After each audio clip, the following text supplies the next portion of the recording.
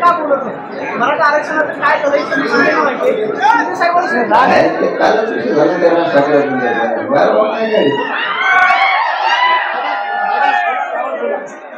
काल बोललो ना, पुन्हा बोललो का?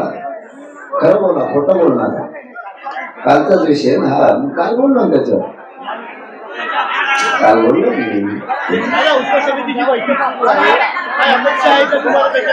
मी म्हणणं माझं राज ठाकरेंच्या याच्यावर कालच सांगितलं की समाजाच्या राज्यातल्या पण नाही तर दोघं बहुत चांगले आहेत की ब्रँड चांगला, पण हे विनाकारण मराठीच्या प्रश्नाच्या मध्ये पोहोचतो. त्याला आम्ही कधी विचारलं का तुला 11 ते 13 आमदार निवडून दिले आणि ते पळून गेले, त्याच्यानंतर तू आमच्या मराठवाड्यात कमा आला, आम्ही तुला विचारलं का?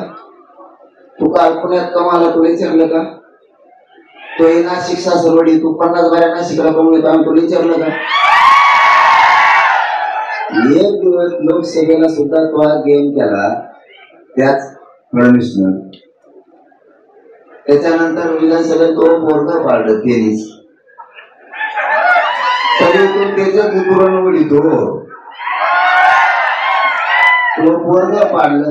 हे म्हणजे हे राज ठाकरे म्हणजे असं आहे, मनाला भुकायला बोर्ड आहे. त्याच्या घरी नुसता फडणवीस चहा पिऊन गेला की सगळा पक्ष बरोबर झाला तरी त्याला चालतो. असले कुचक्या कामाचं म्हणतात आमच्या खेड्यात, कुचक्या कामाचं.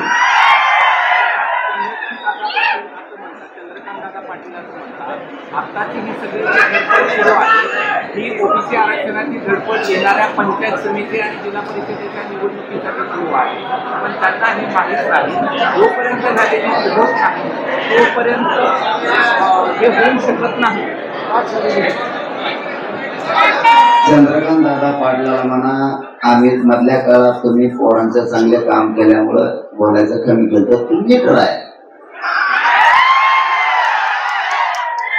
तू उपसमितीचा अध्यक्ष होता, तोच व्हॅलिटी रोखल्या होत्या हे आम्हाला माहिती.